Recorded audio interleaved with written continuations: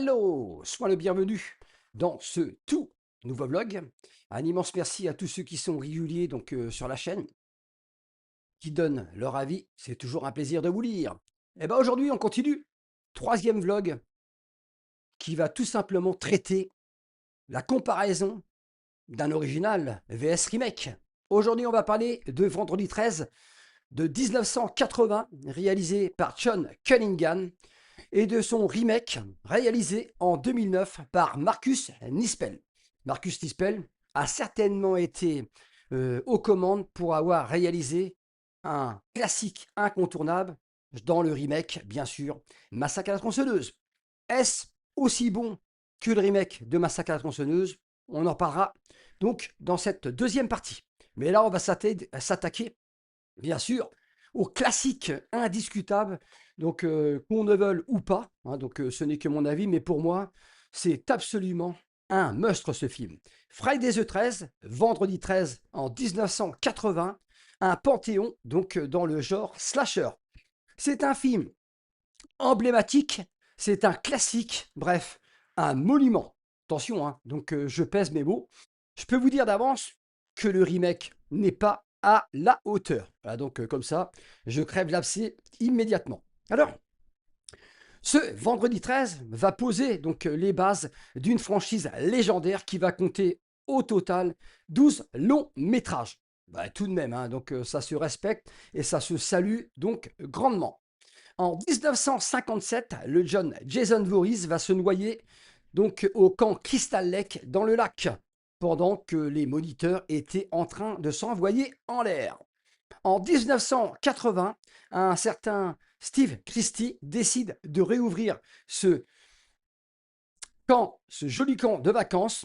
À partir de ce moment-là, le cauchemar peut recommencer. C'est vrai qu'au départ, on va voir tout simplement deux jeunes partir, hein, s'envoyer en l'air, hein, comme d'habitude, la bonne recette du slasher, et ils vont tout simplement se faire, excusez-moi, trucider. Franchement, ça découpe à tout va. Alors, les effets spéciaux de ce long métrage sont à saluer. Ils sont signés Tom Savini. Tom Savini a fait un boulot remarquable, bien entendu, sur la franchise Vendredi 13. Aussi bien dans les effets spéciaux que dans le make-up, le maquillage, pour notamment déguiser notre Jason Voorhees.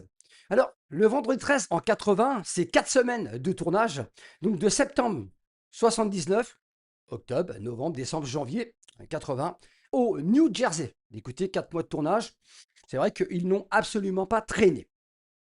On n'oubliera jamais au casting l'excellente Bestie Palmer, qui au départ trouvait le script complètement pourri, hein, elle a accepté parce qu'elle avait besoin de s'acheter une voiture. Sinon, elle disait que c'était un film de merde, et pourtant ce rôle lui a collé à la peau, hein, jusqu'à la fin de ses jours.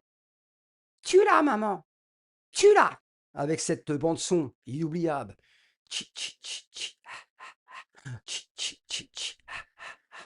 Énormissime. Ce rôle lui a collé à la peau jusqu'à son dernier jour.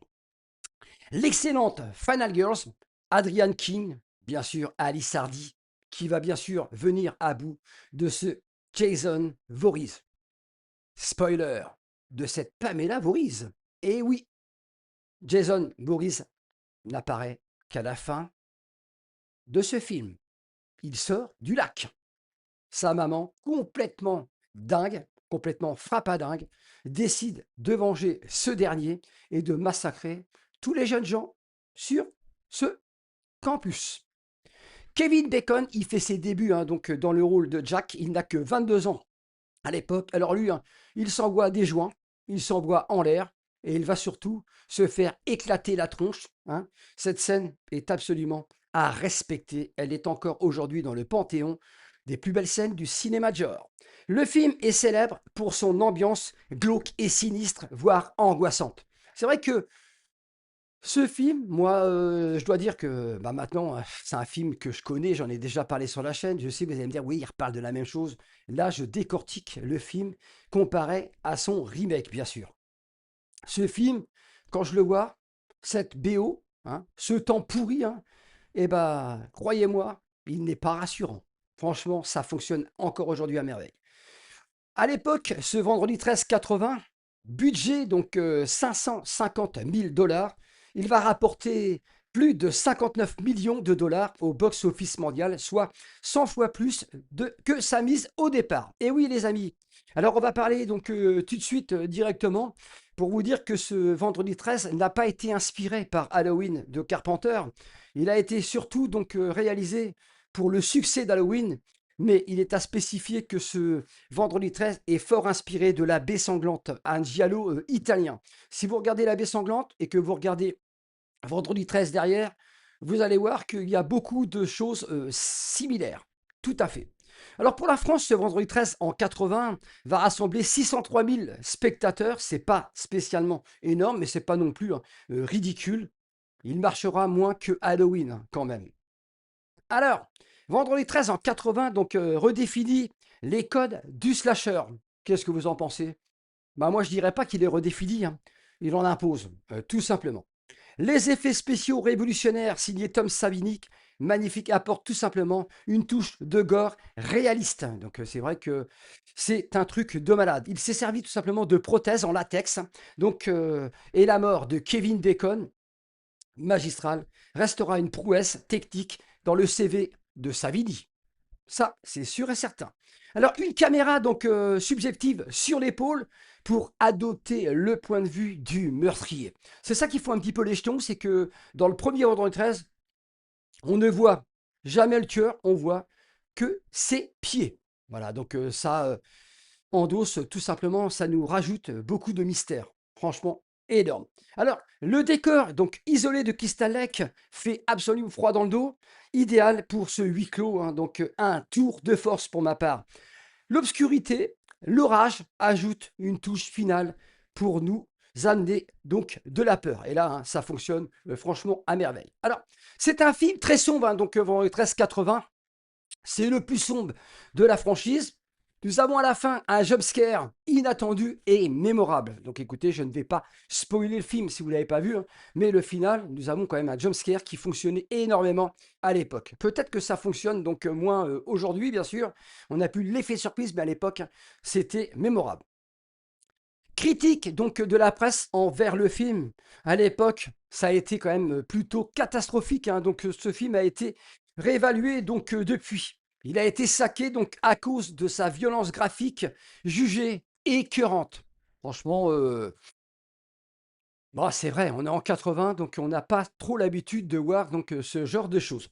Un sous-produit opportuniste devenu à ce jour un pur classique. C'est vrai que dans les années 80-90, il y avait beaucoup de longs métrages qui étaient tout simplement des échecs commerciaux mondiaux, revus à la hausse par moment.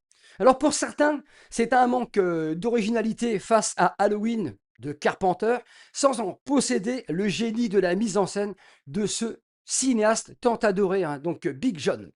Trop de sexe, trop de drogue, donc, et trop de morts immédiates. Franchement, bah moi, ce que j'aime, hein, c'est la bonne vieille recette des films de genre, surtout dans les années 80.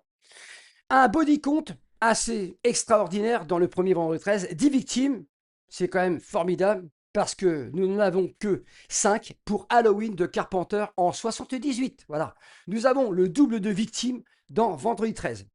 Pour le magazine que j'adore tant, Mad Movies, c'est un jalon historique, mais pas un chef-d'œuvre. Voilà. Sur le plan artistique, bien entendu. Pour beaucoup, le film représente une réalisation plate et télévisuelle, hein, donc certains vont vous dire que ça ressemble plus à un téléfilm qu'à un long métrage, notamment pour ses personnages clichés donc, et interchangeables. Écoutez, il n'y a pas que dans Vendredi 13 en 80 que les personnages hein, donc, sont clichés. Malgré tout, c'est pour moi un souvenir nostalgie VHS en 82, donc lorsqu'il sort dans les vidéoclubs, donc distribué par Warner Home Video. Vendredi 13 80, c'est des meurtres en série, un festival de terreur, une superbe mise en scène, bien sûr, fascinante, avec un final épique. Bref, un must du genre, hein. Bien sûr, ça ne concerne que moi, mais c'est franchement ce que je ressens donc, à chaque fois que je vois donc, ce long métrage. On a tout dans ce film, une mise en scène extraordinaire, une BO inoubliable, donc et des meurtres, franchement énormissimes. Un final magistral, Alice Hardy, hein, donc vs, Pamela Voorhees. Ne quittez pas ce vlog, là on va s'intéresser tout simplement au film de Marcus Nispel, sorti en 2009. Let's go! Alors c'est parti, on va pouvoir donc aborder ensemble mon avis sur le remake de Vendredi 13 de Marcus Nispel en 2009. Remake ou reboot? J'ai envie de vous dire, reboot. Ce n'est pas un véritable remake. Alors, d'entrée, je vais vous dire ce qui me dérange le plus donc, dans cette version 2009. Alors, pour commencer, il existe une version Killer Cut que je préfère donc à la version cinéma. Hein, donc, elle n'est pas vraiment beaucoup plus longue, mais elle apporte quand même un plus donc à ce long métrage. Alors, le truc qui m'embête réellement donc avec le reboot de 2009, c'est que j'ai l'impression que Marcus Nispel a voulu donc en faire de trop. Il a voulu, je pense, raconter trop de choses dans son Vendredi 13. Alors c'est vrai que ce film nous propose surtout donc la première trilogie donc de Vendredi 13 jusqu'à la découverte du masque de hockey de Jason Voorhees. Mais après, c'est plutôt banal. C'est un reboot plutôt faiblard qui a quand même sa place dans la saga, mais qui est très loin de l'original de 80 de Sean Cunningham. Alors bien sûr, Marcus Nispel aux commandes, hein, donc grâce au succès de Massacre à la tronçonneuse, son formidable remake en 2003, vous savez ce que j'en pense, vous avez vu la vidéo, hein, donc un immense merci à tous ceux qui sont passés. Alors il est à spécifier que à l'époque, le budget de Vendredi 13, le reboot en 2009, est de 19 millions de dollars et il va rapporter 91,3 millions au box-office mondial. C'est rentable, tout à fait rentable. Et pour la France, ce sera 129 475 spectateurs qui se déplaceront dans les salles obscures pour aller voir ce reboot. Et oui, hein, ça faisait quand même plaisir de revoir Jason Voorhees, le tueur de Crystal Lake, revenir sur les écrans.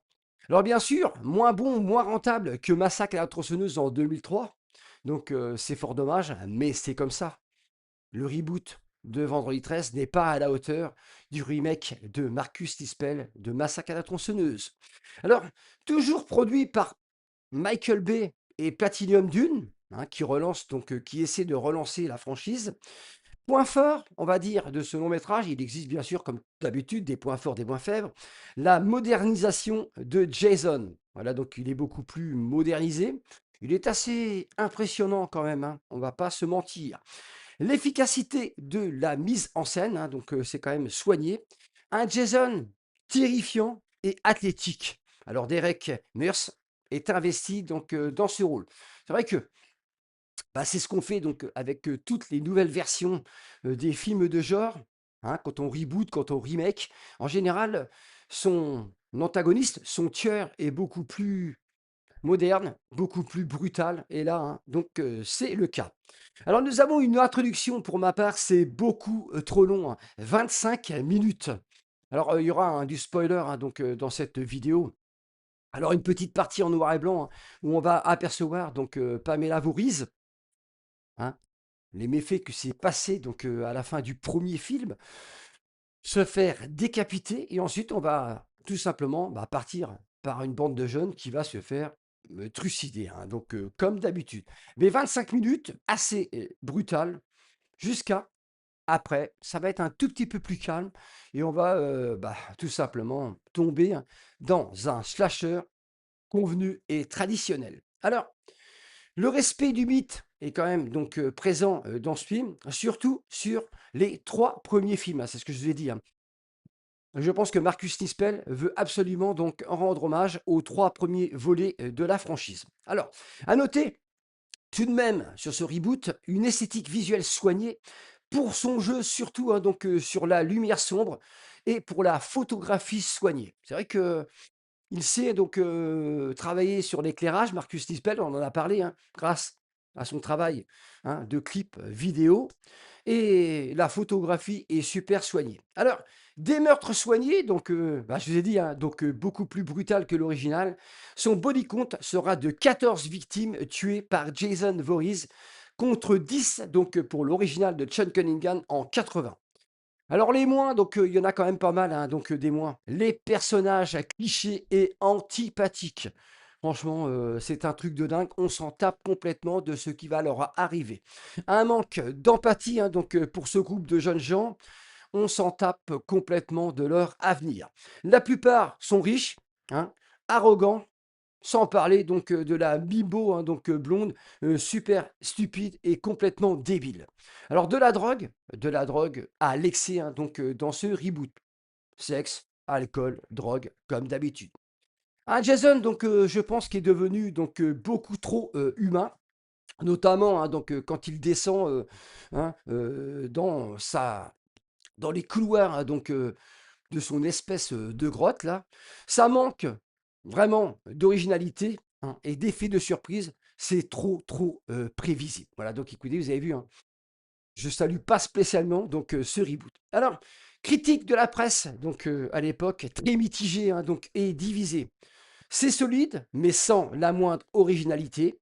C'est un pur produit marketing pour le fric. Un recyclage paresseux, voire superficiel. Tout ça, hein, c'est les critiques donc, de la presse. Du cul, donc de la violence gratuite au détriment d'une vraie ambiance d'angoisse psychologique hein, qu'on avait, hein, bien entendu, dans le tout premier long métrage qui est franchement bien meilleur. Alors pour moi, ça c'est pour moi, hein, c'est pas la presse, hein, c'est un manque flagrant d'ambition, un simple sacheur générique, une nouvelle version sans intérêt. Seuls les amateurs du genre apprécieront le savoir-faire de certaines scènes sanglantes. Voilà, je vous ai dit, hein, c'est beaucoup plus brutal, beaucoup plus sanglant, mais ça n'apporte absolument rien. Donc, à la franchise donc, de Vendredi 13. Alors, Jason est-il mort au cinéma? Va-t-on le revoir un jour? Eh ben, ça a été très très compliqué, ça l'est toujours, hein, à cause d'une guerre de droits d'auteur, un blocage majeur. Et oui, hein, un conflit entre la Warner et la Paramount Pictures, bien entendu. Apparemment, aujourd'hui, ce serait donc réglé. Le remake est classé donc à la 9e place sur les 12 films au box-office mondial. C'est quand même pas énormissime, hein, vous voyez, hein. Il a quand même pas non plus hein, fonctionné du tonnerre de Dieu. Et pourtant, c'est vrai que c'est quand même bien meilleur hein, donc, que le 9, hein, le 10. Ça n'engage que moi, bien entendu. Alors, c'est un manque total donc de tension, pour ma part, un abus de jumpscare. Alors on a des jumpscares à foison hein, qu'on voit donc arriver à des kilomètres. Alors ce que j'ai détesté le plus donc dans ce reboot, c'est les armes de Jason Voorhees. Ce n'est plus simplement donc le bon vieux tueur donc avec sa machette, il va utiliser un arc, des flèches. Waouh, c'est quand même plutôt stupide. La hache, donc du bûcheron, et oui, hein, Jason va lancer donc une hache, un protagonisme, bien entendu. Il va se servir d'un tournevis et d'une fourche. La fourche, on l'avait aperçue donc dans le 3 bien sûr, mais le tournevis, c'était quand même plutôt une première. Il avait utilisé donc tire-bouchon, mais tournevis, jamais. Donc c'est vrai qu'il a quand même des armes plutôt bizarres, notre Jason Voorhees, donc dans ce long métrage. Alors, nous avons un casting quand même très très intéressant. Nous avons donc Jared Padalecki hein, qui interprète Clay Miller, bah, qui va rechercher sa sœur qui a disparu à Crystal Lake. Ça, c'est quand même plutôt donc intéressant. C'est vrai que c'est une enquête tout simplement autour de cela, hein. Sa sœur est prisonnée, bien sûr, par Jason Voorhees parce qu'elle ressemble à sa mère. C'est assez simplé. Elle est interprétée, hein, donc sa sœur, par Amanda Righetti, hein, donc Whitney Miller. Franchement, très intéressante, mais c'est un peu cliché. Daniel Panabaker, hein, donc la Gina, hein, donc franchement ça c'est super cool. parce qu'elle va tout simplement aider hein, donc Clay et Miller. Alors, je vous ai dit, est-ce que Jason Voorhees est mort au cinéma? Pour le moment, bien sûr, mais nous devrions avoir une série, j'ai hâte, hein, donc j'ai hâte, qui s'appellerait tout simplement Crystal Lake. Franchement, ça peut être plutôt sympathique, hein. Regardez un petit peu les affiches que je vous mets à droite, à gauche, vous allez voir. Ça peut être quand même, ça pourrait être sympathique. En général, les mini-séries hein, donc, des slashers fonctionnent donc plutôt pas trop mal. Bah écoutez, voilà ce que je pouvais vous dire donc, sur la comparaison de ces deux Vendredi 13. Le film de Marcus Nispel ne réussit pas, donc, où il avait réussi donc, sur Massacre à la tronçonneuse. Il n'apporte rien à la franchise et il ne dépasse sûrement pas le premier de John Cunningham. Un immense merci à vous tous. À très vite pour un prochain blog sur la chaîne. Ciao.